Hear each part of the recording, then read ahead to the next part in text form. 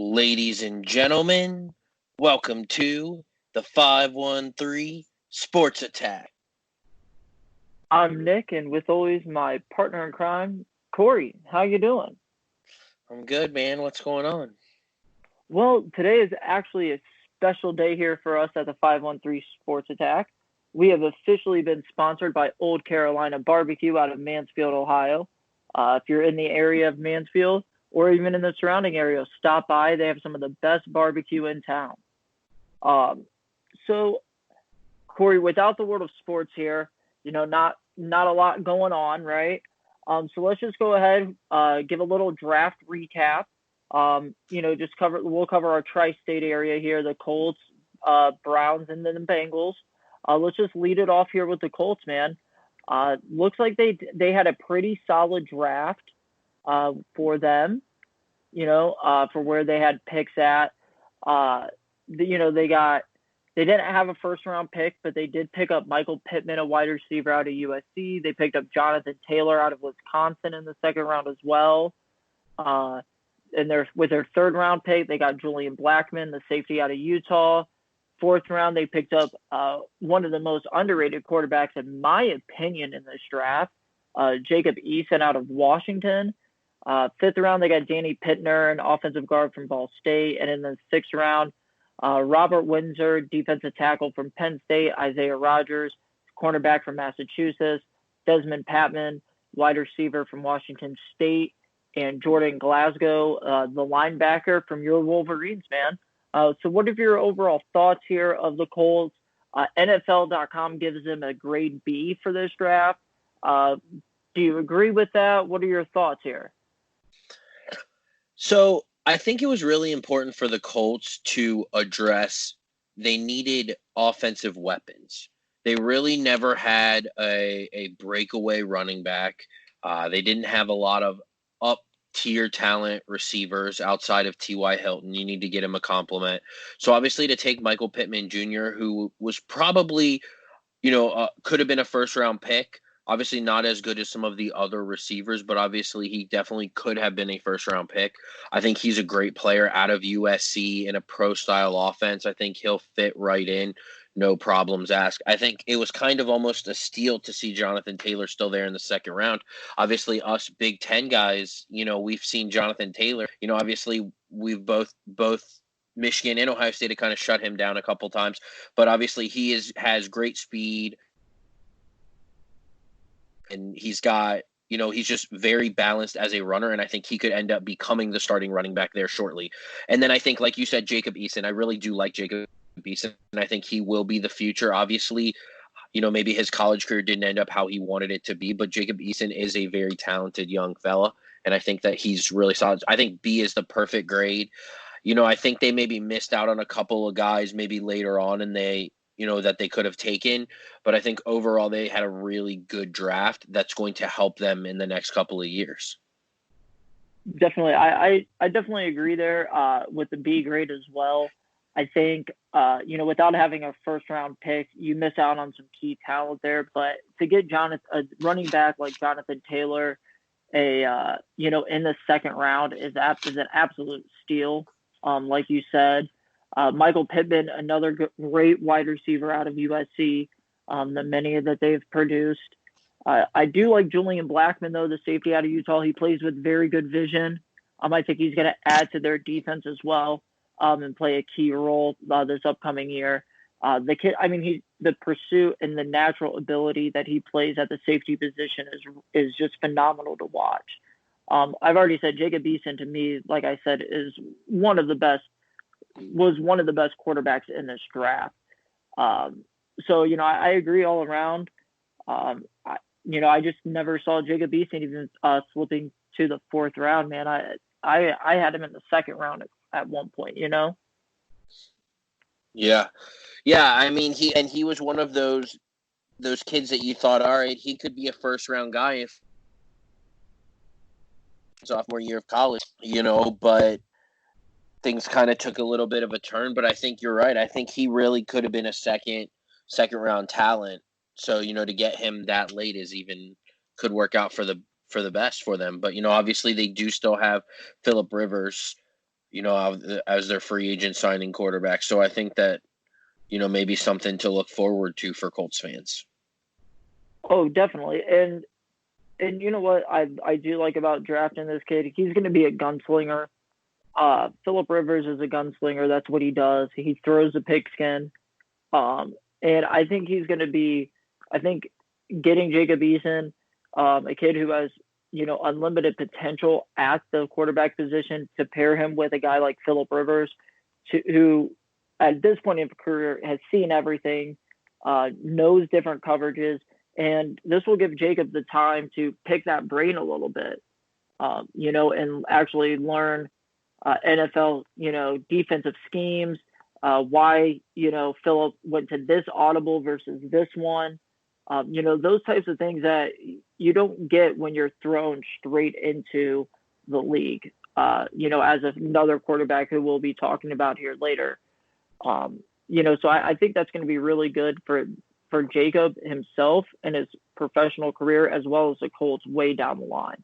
I really do think they were thinking with the future, instead of the now with that pick. Another team, Corey, who had a great draft, in my opinion, were my Cleveland Browns. The first pick that we got Jedrick Willis, the offensive tackle out of Alabama, Grant Delpit, the safety out of LSU, Jordan Elliott, defensive tackle, Missouri, and Jacob Phillips, the linebacker at LSU. We got Harrison Bryant, a good tight end out of Florida Atlantic, Nick Harris, a center out of Washington, and then your boy, DPJ, Donovan Peoples-Jones out of Michigan, man. What are your thoughts here about the Browns draft? What grade? The NFL.com gives them a grade A minus. What is your grade, and what did you think overall of the Browns draft here? I've told you I thought it was a great draft for the Browns. I kind of think maybe it's more like a B plus. I guess A minus, B plus, not too far off. I kind of give it a B plus. Obviously, to take Jedrick Wills at 10, he was the best lineman in my opinion in the draft. So for him to be there at 10 for you to take him, I think is an absolute win. I think he was, like I said, best lineman in the draft. I think so. That's a win for you, obviously, to protect Baker. Obviously, you've got enough weapons in the offense now that you need to just protect him. Grant Delpit, it seems like Cleveland has a thing for LSU DBs, and so I'm not surprised to see Grant Delpit. I think he's a great player. I think he is he's going to have to develop a little bit more. A lot of Grant Delpit reminds me of Tyrann Mathieu, the Honey Badger. Obviously, the Honey Badger is a little bit more explosive, but I think Delpit can, if he can, come into his own, get a little bit bigger, a little bit stronger, and maybe kind of get a little bit faster even. If he can work at it, I think Grant Delpit could become a really good player. After that, obviously rounds 3 through 6, I like the Nick Harris pick in the 5th round. I'm not sure why Harrison Bryant. I feel like that may have been a wasted pick.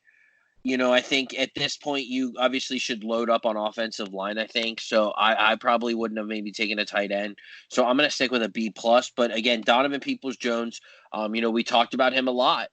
He's an explosive young player who has a lot of upside and a lot of talent. He was the number 1 wide receiver coming out of high school to go to Michigan.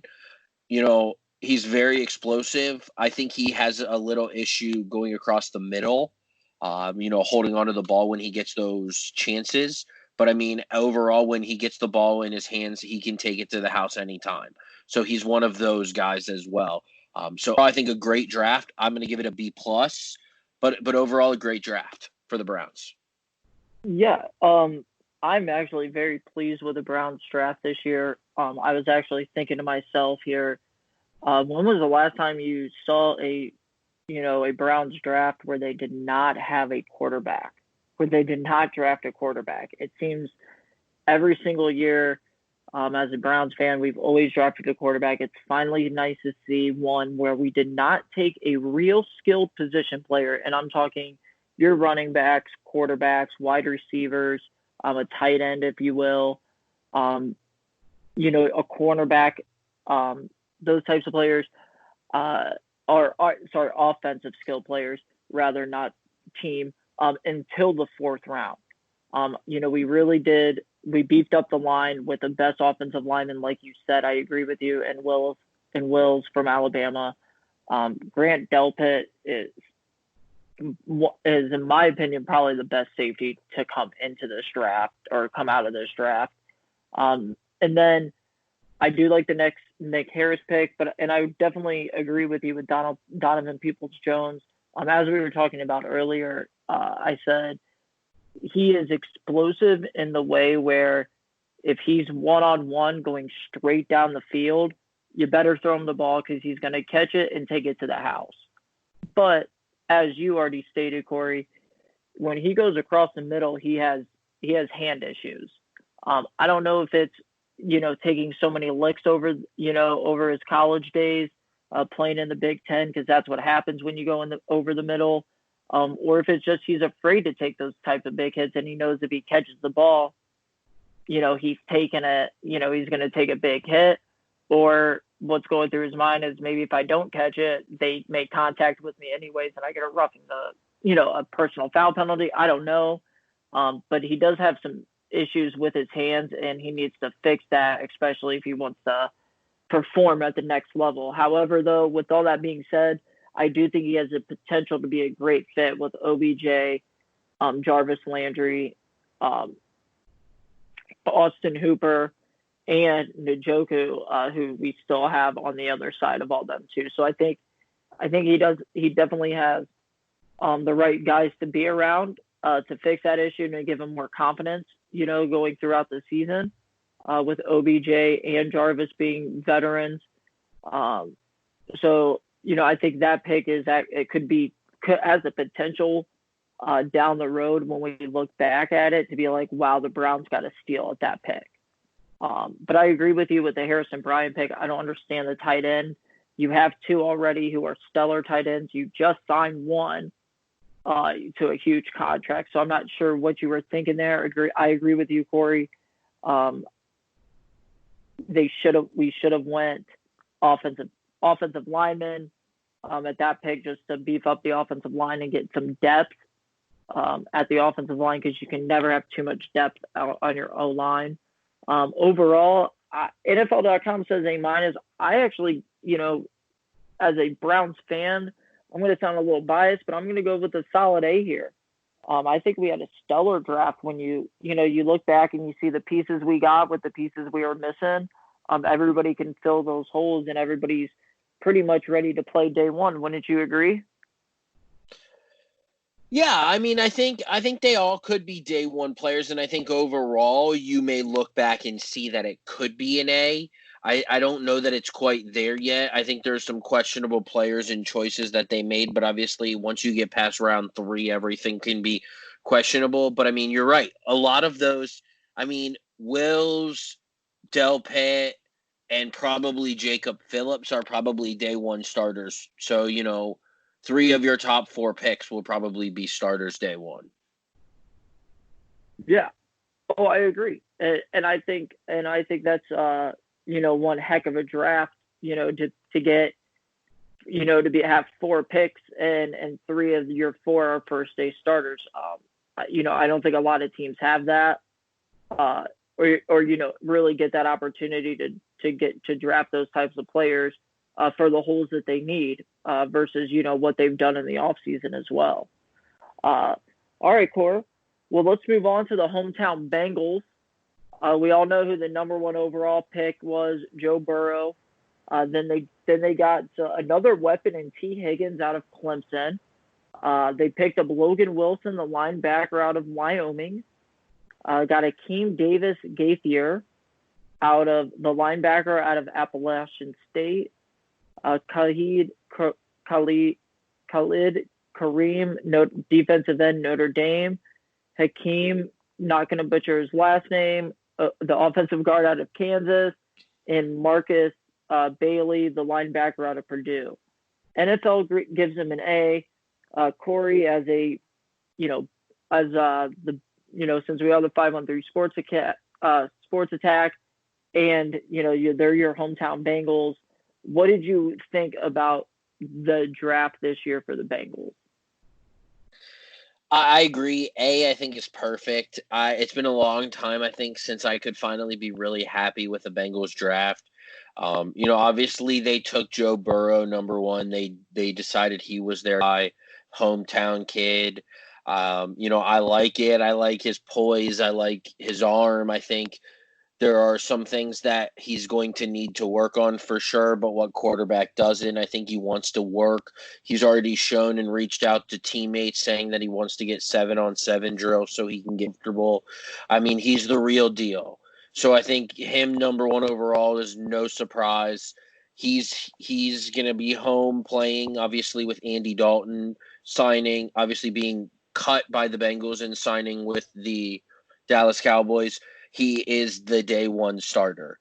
That pick. Go ahead.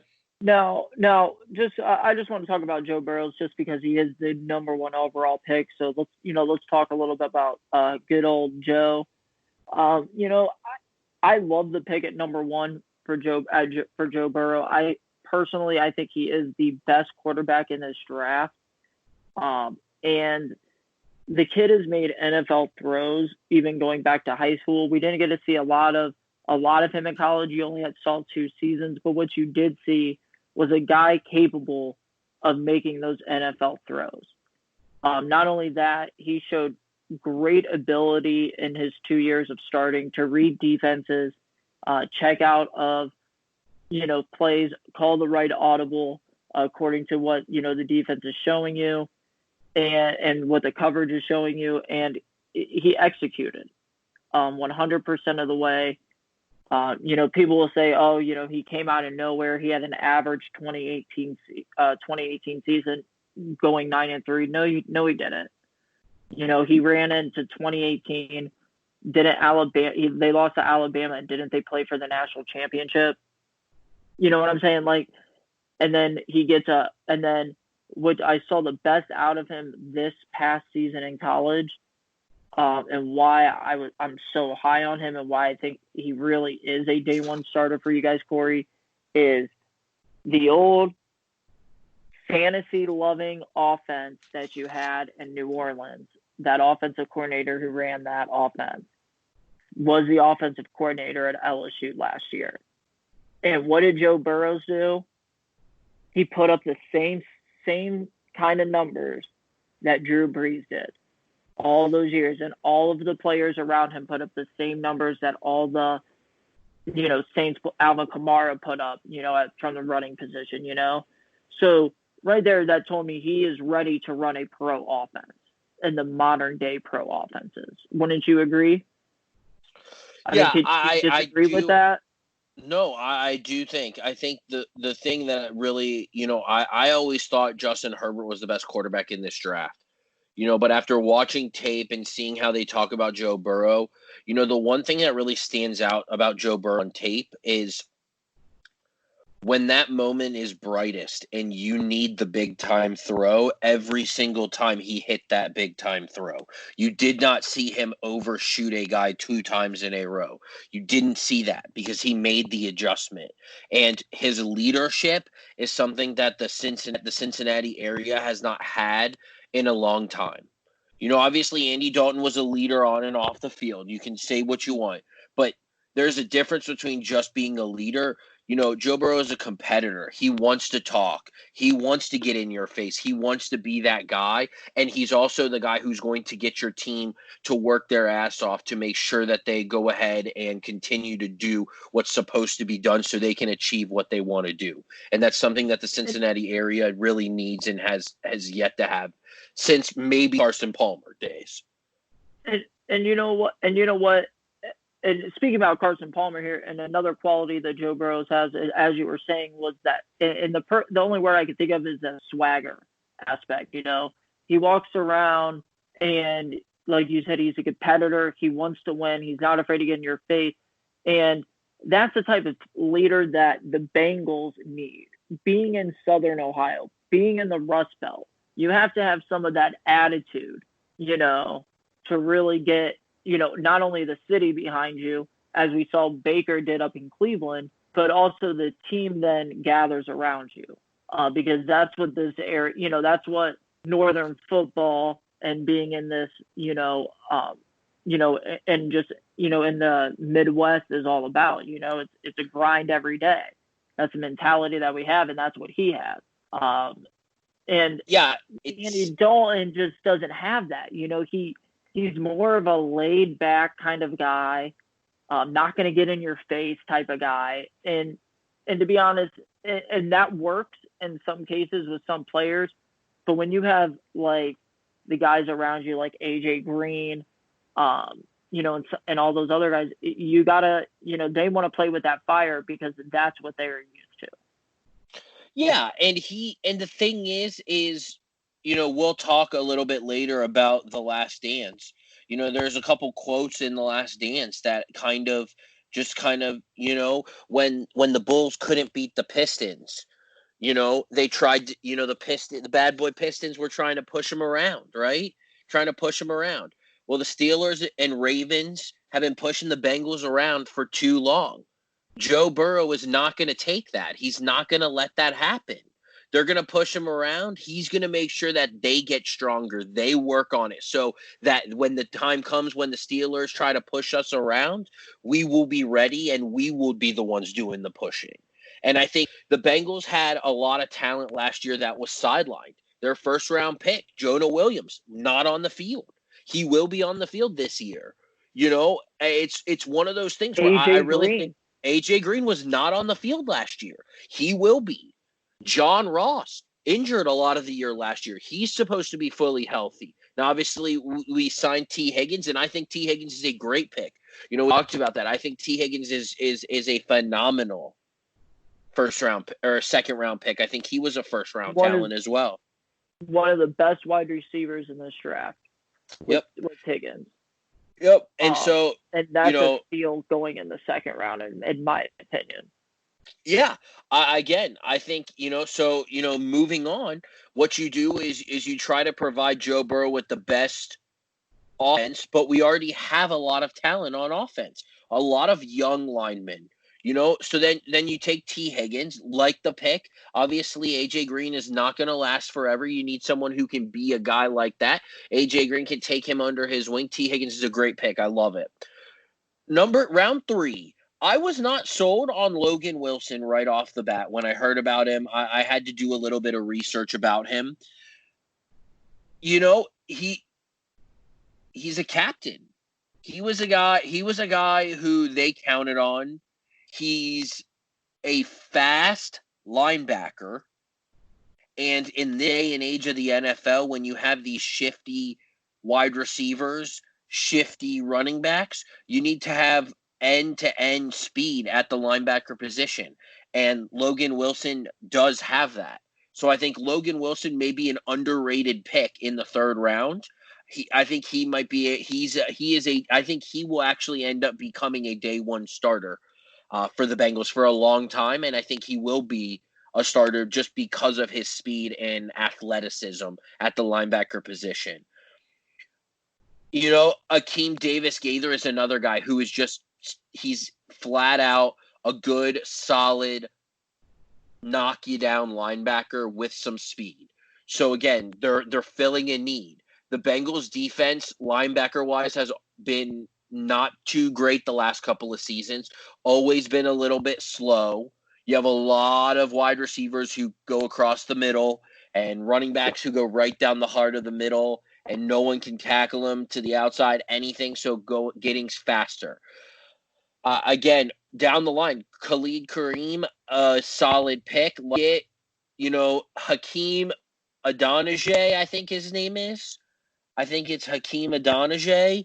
I think he can be a develop. He needs to develop, but I think he could end up becoming a player that we could use. Marcus Lee is someone who was injured a lot for Purdue, but overall, I think he could be a solid player as well. So I think overall, A is the perfect grade. Obviously, the A is mainly because of Joe Burrow, and I think Higgins gets included in that as well. But I think Joe Burrow to T. Higgins is something you might see in the league for the next 10 years. I don't disagree with that statement of Burrows and Higgins. My personal grade, though, for the Bengals is an A-. I do like the A- is Joe Burrows and T. Higgins and Logan Wilson because, as you stated, his speed end-to-end that he will bring to that defense. I really would have liked to see the Bengals get draft a couple offensive linemen maybe just to give, some depth to the offensive line and make sure Joe Burrows is protected because we all know stepping in your rookie year is never easy in the NFL. Teams are going to be gunning for you. They're going to see how much they can get you rattled, and everything like that. And they're going to, and every defense is going to want to test you being the number one overall pick going out your first year starting. So that, I give them an A- for that reason of not getting enough offensive linemen to protect Joe Burrows. But to be honest, the Bengals had one of the best drafts I've seen them have in a while. And, Cory, NFL.com, said the Baltimore Ravens had the best draft out of all the 32 teams. And when you're looking at the AFC North, I can't see another division in football that probably had a better draft than we did in the AFC North, Yeah, and I think what's really fun to think about is how young the AFC North really is. You look at the quarterbacks that are in the AFC North, okay? You got Lamar Jackson, Joe Burrow, Ben Roethlisberger. Baker Mayfield, excuse me. Young outside of Roethlisberger. So, obviously the Pittsburgh's going to be looking for a young quarterback to replace him in the next couple of years. But I think for the first time, I think in the AFC North, you might see the Bengals and the Browns might be duking it. Yeah. And like you said, I think it all has to do with both quarterbacks that the Bengals and Browns now have leading them. I'm not a big fan of Baker Mayfield, but what he does is he has that attitude, that killer instinct, like you were saying, hey, you're not going to come in here and push us around, or we're not going to go to you and get pushed around. We're going to be competitive in this game, and the best team is going to win. And they're going to push their teammates to the brink in those types of games. And, I think outside, and it's hard to count Baltimore out, but I do see the Bengals and Browns battling it for that potential wild card position this year. Yeah, I can definitely see it. Obviously I hope as a Bengals fan Burrow can do that. I don't expect that necessarily in year one. But I think obviously maybe winning 5-6 games, Joe Burrow's first year, I think is kind of a win for the Bengals.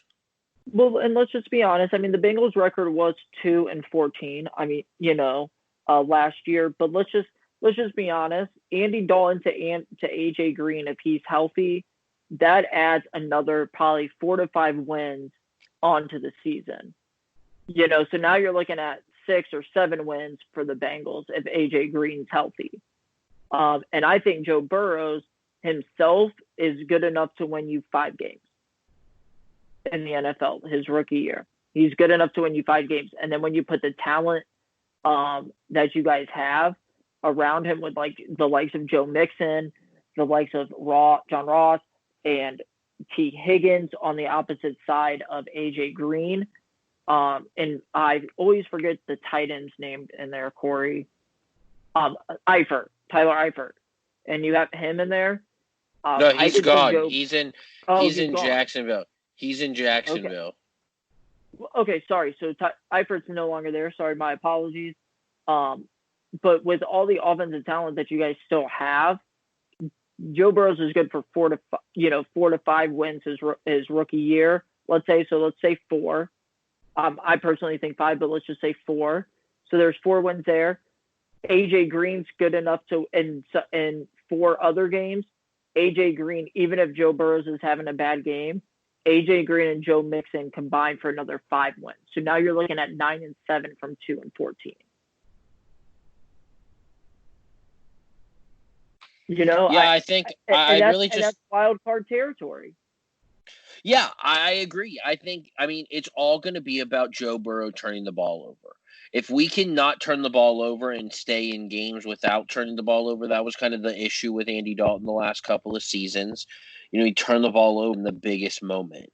So obviously that's going to be a really big thing to watch. But if he can hold on to the ball and the Bengals, can continue, they definitely have the talent and they definitely have the players to make a run. Cory, if you're worried about Joe Burrows, I don't think any moment besides probably starting in the Super Bowl as a rookie quarterback would be too big for him. I mean, after the national championship game, he went straight back to the locker room, sparked a cigar, and just sat there with the trophy and smoked it. I mean, that's just the type of guy he is. I just don't think a moment, especially in the regular season, is going to be too big for this guy. Now you're talking playoffs and stuff starting your rookie year. Yeah, maybe the moment might get to him a little bit, but I just don't see it during the regular season out of him. So I personally think, man, you might be selling your Bengals a little short. I do think the Browns and Bengals could be fighting for wild card spots this year, man. Cory, the biggest, personally, the biggest story outside of, the Joe Burrows that we've been talking about, coming out of the NFL draft was Aaron Rodgers and the Jordan Love saga that pursued after the Packers drafted the Jordan Love out of Utah in the first round. Your thoughts, on the Packers drafting Jordan Love, and then I want to get, then let's just talk about here the entire saga. About what pursued afterwards. So I don't really understand why there's so much of a saga. Obviously I understand that Aaron Rodgers has plans to continue to play for a little bit of time, but I don't think there's anything wrong with drafting a quarterback in the first round who you believe in, who you think can actually become a similar player like Aaron Rodgers. And I think Jordan Love has that ability. And I think Green Bay took an opportunity and a chance, knowing that eventually Aaron Rodgers is not going to be there. Let's not forget, Aaron Rodgers fell in the first round to the Green Bay Packers. The Green Bay Packers then drafted him and sat him behind Brett Favre. I don't think there's anything wrong. Right. I don't think there's anything wrong with that. Now, obviously, drafting someone in the first round, that does cause some issues for some people. Obviously, some people are going to feel a certain type of way. But I think, obviously, it's all of the media as well. The media is blowing, I think, everything out of proportion. I think Aaron Rodgers is a professional, and I think that he will become, he'll deal with it in the way he deals with it. I think this maybe pushes him out the door in Green Bay maybe a little bit, and that maybe not good for some Green Bay fans to hear, but I think maybe Aaron Rodgers might have one foot out the door thinking that when he has a chance, he'll take his talent somewhere else. But I don't know if that's just because of this one issue. I don't know if it's just because they drafted him. I think there's a lot of factors that will go into it, but I think overall I like the pick. I think it's a good pick. I agree. I think it's a great pick as well. When Aaron Rodgers decided to break his silence on the matter, he did say, his desire was to start and finish with the same organization, just as, many athletes, have done over the years. And that's probably what their desire is too, not to move around, play for one team, leave it all for that franchise. And he said, that may not be a reality at this point. And he understands the organization's future outlook and wanting to make sure they're thinking about the team now and down the line. And how he respects that. He still believes that he can play into his 40s. He's just not sure if that all works together at this point. My thing is Aaron, how the Packers work. So why are you really surprised about this pick? Number one. Number two, they did the same thing to Brett Favre as they're doing to you now. And how long did you sit under Brett Favre for? 5 years? And the only reason Brett Favre got pushed out of Green Bay by the front office was because he did this whole retire, I'm going to retire, no, I'm coming back thing, and then, oh no, I'm going to retire again, but wait, no, I'm coming back. And the team and the front office said, look, we have our guy already in place. We're moving on from you, Brett. We're going with Aaron Rodgers. You know, that's what happened with the whole Brett Favre thing, I can imagine. Because if I had a player like that, Corey, and if you were running a franchise, if a player's telling you every other year he's retiring, oh no, he's coming back, and he's your quarterback, aren't you just going to get fed up with it and move on? Yeah. You know what I'm saying? So that's what I don't understand with Aaron Rodgers is thinking about this, because the Packers organization is they're always very loyal to their players and players to bring them Super Bowls. And Aaron Rodgers, you've done that. You've won the MVP. You're a Hall of Famer in my book, and there's no doubt that you're probably going to be a first ballot Hall of Famer with everything that that he's accomplished in his career. So my thing is hey, if you tell the Packers, hey, I'm going to play into my 40s here, I'm looking at a target of 43, 44 years old where I'm going to retire, I'm sure they could be like, hey, Jordan Love, just wait until Aaron Rodgers leaves, learn under him, and it's yours when he's done. And then look what you get. You know what I'm saying? Like, you could have approached it that way, and I'm sure everything would have worked out, and you would retire a Packer. They're not going to force you out unless you play games with them like Brett Favre did. That's my thing. Another point with it, I think the media did blow away out of proportion from the get-go, just as something to talk about without, live sports going on, because there was nothing really else to talk about. So I think they really made a story out of nothing. The media did, and that could have caused a lot of Aaron Rodgers speculation, and leading to the statement that he made, in my opinion. Yeah. I said it before, and I'll say it again. The media blew it way out of proportion. I think, and that's just kind of natural. That's just what the media does. But I don't think there's a big storyline at all. I don't either. Now, big news came out like earlier this week.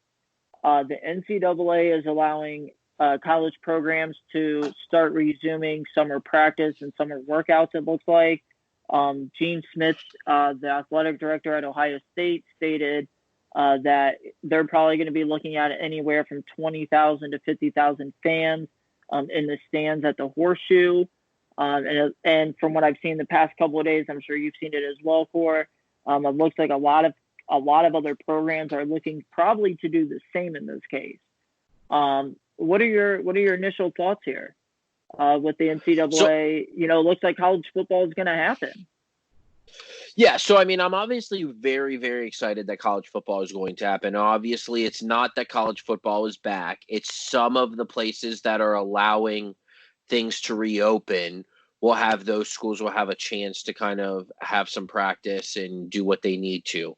As for playing in the fall, obviously with fans that's if it's allowed. Obviously that would be the plan if it is allowed.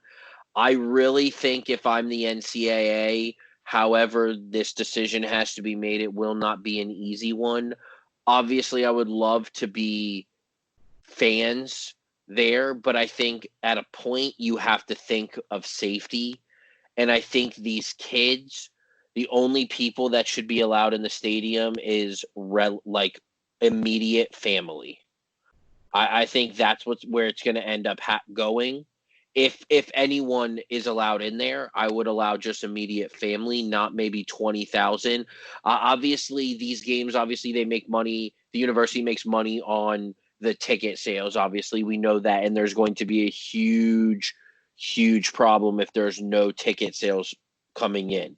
However, I think at a point you have to think for safety reasons and take precautions. And I think having football alone is probably risky enough. So I would probably relatively think you would play with no fans and maybe readdress it in 2021 when things maybe go back to normal. That's just my opinion. I do understand that there will be an issue. Regardless, I do like the idea, 20,000 fans, obviously you're sitting one every five, so you're making sure you still have that distance. But, to an extent, then you come into the problem that who gets those tickets? Are they first Well, come, first serve? You know what I'm saying? You and come in with all these other problems. And I think it's very risky because no matter what, some of these stadiums only have one entrance and one exit, or that you're still crammed to get in, you're still crammed to get out. You wait in right. line for other things. So I think it's too risky. And I think you should play without. I think college football needs to go on, but I think you play without fans for a year. And it's very unfortunate, but I think you do that. Now, if you Well, decide that you want to play with fans rather than playing at home stadiums, I think you play each game at one place. I think you play each, conference game at one place. We've kind of talked about that. I'm not sure that would even work, but I think there's other issues. But I think if you're playing at home stadiums, in their home stadiums, I think there should be no fans. well, so I do like the fact that that the NCAA is allowing them to, start working out and resume summer activities. My thing with this is you're talking about universities that have private private facilities directly just for the football team alone.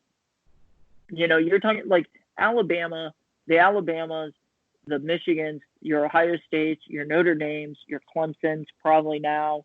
The big name college football schools that you can think of, USC, Oregon, all of these programs have private facilities just for their football team.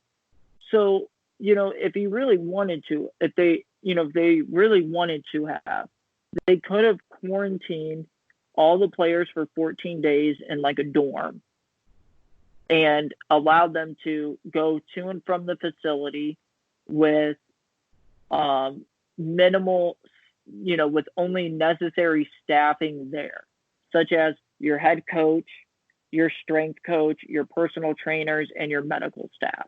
Should have been the only ones allowed in those facilities during that time. Like your coaches, all the coaches, the strength coach, your personal trainers, and your medical staff, they should have been allowed to be there. And that way, at least you can control, that. And, during this like quarantine, you would have been able to control it. They could have paid, cleaning services to come through and sterilize it, at the nighttime and everything. Now speaking about, so that's my opinion on that. So I think they could have been doing this all along because a lot of they have private facilities, so they could have done this anyways. So I'm not surprised that it's, resuming at this point. Now with the fan aspect, Cory, here's what I really think is going to end up happening with college football with fans in the stands at this point. I think you're going to see only immediate family. Players wise with the coaches, you're not going to see a lot of, people outside of that. You're going to see your season ticket holders there, and you're going to see students, groups that they really can control. And I can also see, programs banning secondhand sales of their season ticket holders for this season. So that way they can contain it more, of who's, entering the stadium and interacting with people. That's my opinion with, I think, where they could, wind up with letting fans in the stadium. Yeah, again, like I said, I don't think it's going to happen. I don't think fans are going to be in the stadium when we decide to play, but, it's still a little bit off, so there's still some time and some hope to see what we can make happen. Definitely. Another big thing happening this weekend here with finally another live sports event. Last weekend we had the TaylorMade Four-Man Skins charity match that TaylorMade sponsored. Golf match where you had Rory and DJ face Ricky Fowler and Wolf in a skins match. All money donated to nurses foundations for COVID-19 relief and such for that. So it was great to see that on Sunday. But this weekend we see Tiger and Peyton Manning versus Phil Mickelson and Tom Brady in another golf charity match that they're going to be playing in. Your thoughts on this, Cory? I think it's actually great what they're doing. With these golf charity matches, at least it's provides entertainment and for good causes as well. Yeah, I really do I appreciate it a lot. Obviously, not having a lot of live sports recently, so obviously, it's nice to have something to look forward to. Obviously, it's going to be a really good golf match. Obviously, Mickelson and Tiger, that's good enough to watch. But then you've got the trash talk of Peyton Manning and Tom Brady on top of it. I can't wait. It's going to be something to watch. It's going to be awesome. I cannot wait. And you know what I wish they would have done in a way here? I wish the pairings were opposite. I wish it was Tiger and Brady, the GOATs of their sports, versus the guys who challenged them most of their careers. I think that kind of would have been just an interesting storyline, if you will. Tiger and Brady versus Phil and Manning. I think that could have been those two. That could have been an interesting storyline going out throughout that day.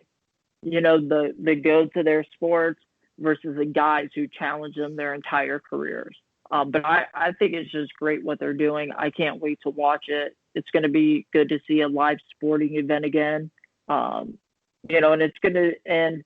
I don't know if you caught it this past weekend, but you got to really see how candid these guys are on the golf course, even probably when they're out there with each other when they're not mic'd up.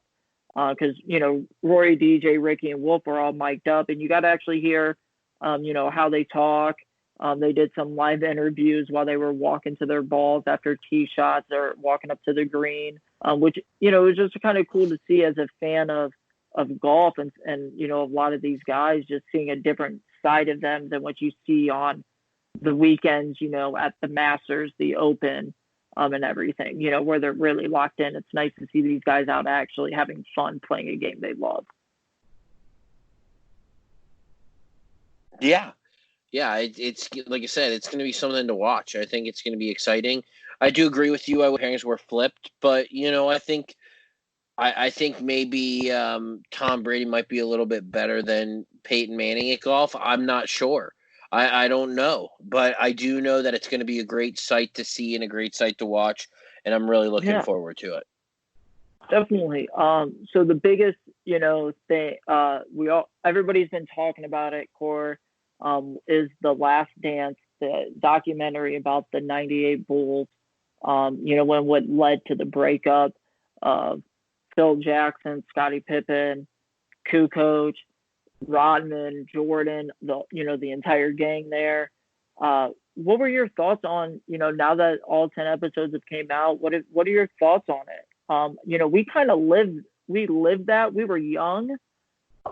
So, from what you remember when you were young from that, now look, having this documentary and being able to kind of look at it more in depth from, a more mature eye. What are your thoughts on it?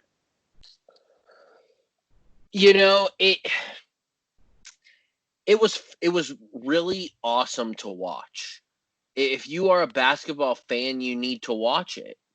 I mean, yes, it was about the Bulls, and yes, it was mainly about Michael Jordan, but it showed how that team became a team. How it took you back all the way from the beginning to the end. It was very well done.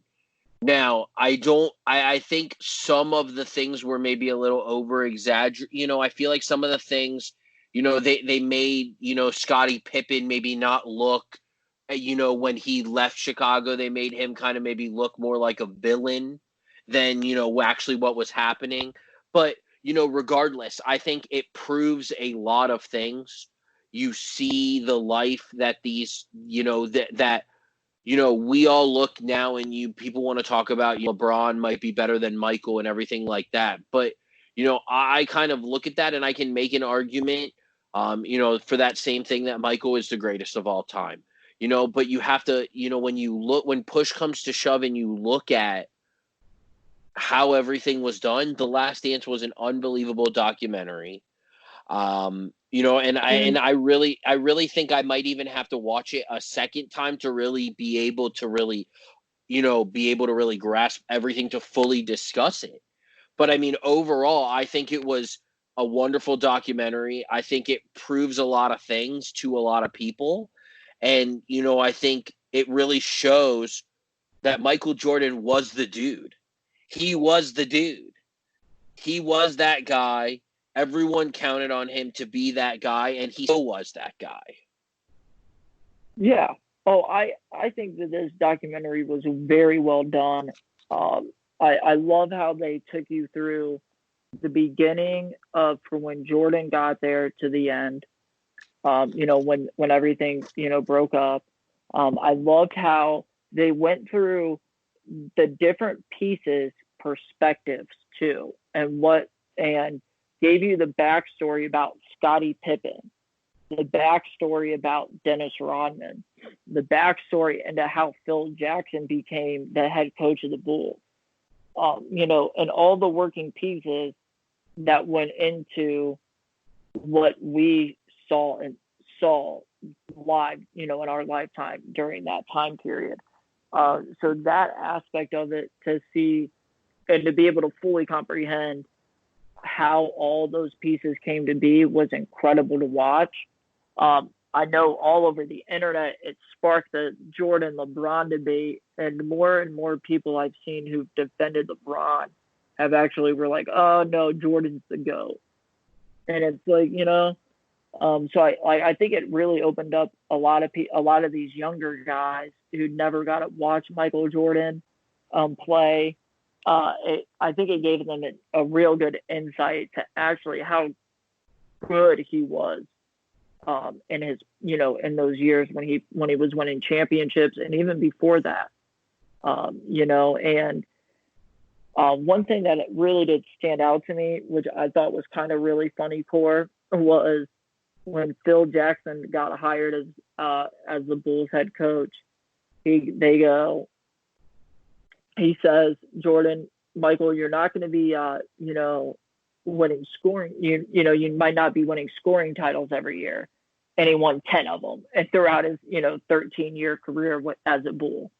So that was just kind of funny to me that even in the triangle offense that was meant to be around a team, Jordan still shined the brightest out of anybody else on that court.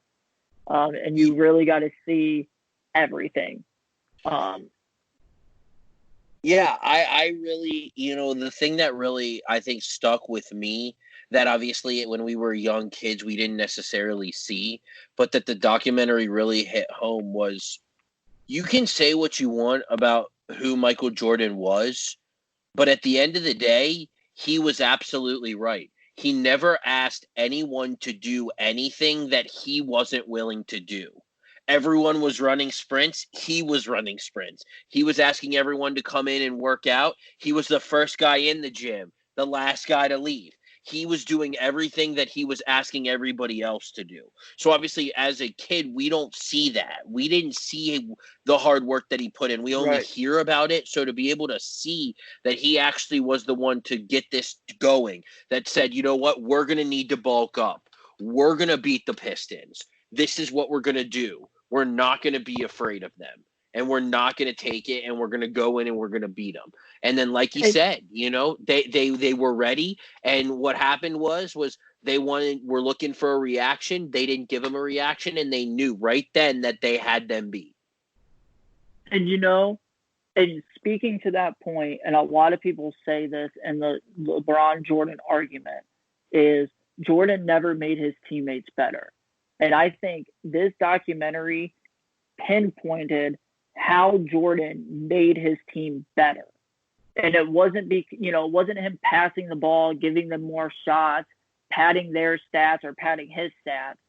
It was, if I ask you to do something, I'm willing to do it myself, and I'm going to do it.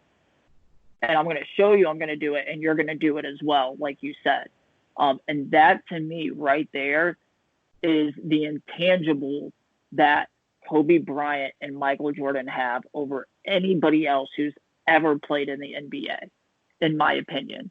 Because, from what we know about Kobe and watching him and you seeing that, when we weren't 8 years old, but when we were 15, 16 years old, Core, watching that happen, you could see the similarities in their leading style. And that's how you make your teammates better, because now your teammates are ready for those big moments, and they're not counting on you to take them through those big moments. So I agree with you. I think that was the biggest point that they made throughout that entire documentary, and what really hit home as well. I know you. I think when we were talking earlier, I think you said they're going to be making a similar documentary to Tom Brady. Is that correct? About Tom Brady, is that correct? Yeah. So ESPN and Tom Brady's company that he is part of is making a 9-series documentary, starting to film Tom Brady, about his Super Bowl experiences and kind of everything like that. It's supposed to be documented this year and coming to ESPN, into a TV near you in 2021 at some point. So I think obviously maybe this is the beginning of something that ESPN is trying to do. Obviously, I'd love to see one. We talked about it earlier about maybe seeing one about Tiger Woods. I think that's maybe something that we could see next as well. But, who knows? I think it'd be really interesting to see and, see the guy behind Tom Brady. Oh, 100%. I would love to watch that. I would love to watch one on Tiger Woods if they decide to do one on him. I really think if they're doing Tom Brady, they definitely need to do Tiger next. If they do one, another interesting one kind of would be Shaq. I could see them doing a Shaq one. That would just be kind of cool. Or even a Tim Duncan. Just because of what kind of a guy, Tim Duncan is. I think that would be a cool documentary to do as well. It's crazy to think that, like, while everything was happening in 97, they still had cameras following them around doing everything that they were doing. It's just crazy to think. Man. Right. Like, isn't that crazy to think about that then entire year that they just had these camera crews following them around all the time? Like on their private plane, like when they're supposed to have like downtime. Like it's kind of incredible that they did that. And later, how some odd years down the line here now, 22 years down the line, it's kind of cool to see, what what was going on behind doors that we, never even probably knew that was going on at the time. And that probably goes for the world too, I don't remember seeing reporting on film crews following, the Bulls around, during those times. So that's kind of actually really cool to see. They're doing The Shot movie where where he does Brian Russell to win the 6th championship in Utah move. They're replaying that game, I think, tonight or something, where they made like a little movie out of it. So that'd be kind of interesting to watch too. If you're looking for, any sport related, thing that you could get your hands on. So, anything else here, Core? No, I think that's, there's going to be a little bit more things coming up. Obviously, if you're in the wrestling, I think AEW has a pay-per-view on Saturday, I believe. So if Double you're or Nothing, obviously, they do. yep, so you can obviously check that out if you're looking for some pay-per-view television. And obviously we're going to try to be a part of your weeks again as soon as possible here. Obviously, we're going to be trying our best to kind of keep up to date with the sports world. Yeah. So we do appreciate y'all for listening. Listen for all your Ohio State football needs. Listen to the OHIO podcast found on all your podcast needs. Yeah, and don't forget to check us out on Podbean, Apple Podcasts, Google Podcasts, anywhere you get your podcast needs, we are on there. Also, don't forget to check out our Instagram page and Facebook page at the 513 Sports Attack. And if you have any questions for us or any topics you'd like for us to tackle, please don't hesitate to reach out to us at the 513 Sports Attack at gmail.com. And also, please check out our YouTube channel and hit that subscribe button as well. We appreciate y'all for listening. One love.